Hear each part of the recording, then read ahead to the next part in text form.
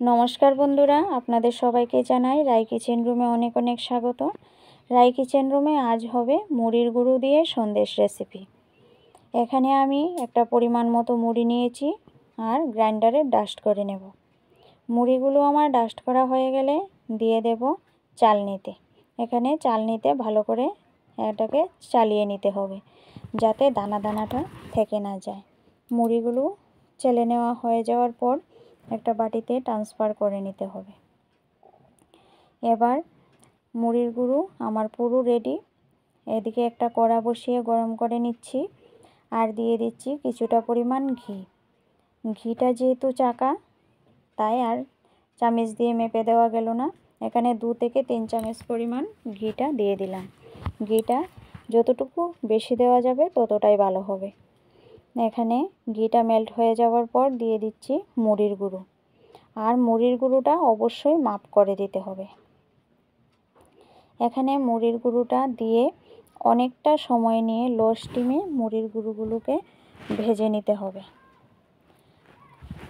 মুড়ির গুঁড়োগুলো যখন কালারটা পাল্টে যাবে এই পর্যায়ে দিয়ে দেব চিনি। চিনিটাও গুঁড়ো করে দেওয়া যাবে বা এমনিতেও দেওয়া যাবে।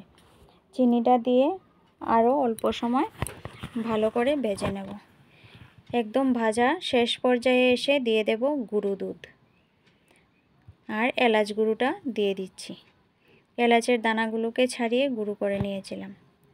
এবার গুঁড়ো দুধটা আমি এ বাটিতে 1.5 বাটি পরিমাণ মুড়ি গুঁড়ো ছিল মেপে, তাই এই বাটিতে 1.5 বাটি পরিমাণ গুঁড়ো দুধও দিয়ে দিয়েছি। দুটো সমান সমান অবশ্যই হতে হবে। আর এখানে নিয়েছি লিকুইড দুধ। সবশেষে লিকুইড দুধটা দিয়ে ডোটা বানিয়ে নেব। জলটা কোনোভাবেই দেবেন না, তাহলে খেতে ভালো লাগবে না। এখানে লিকুইড দুধটা দিয়ে আমি ডোটাকে ভালো করে বানিয়ে নিয়েছি। আর লিকুইড দুধটাও গরম দুধ, ঠান্ডা দুধ নয়। এভাবে ডোটা বানিয়ে ভালো করে আমি একটা জায়গাতে ট্রান্সফার করে ঠান্ডা করে নেব।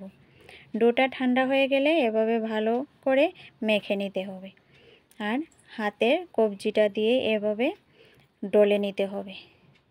অন্তত 2 থেকে 3 বার পাল্টে পাল্টে ডলে স্মুথ করে নিতে হবে।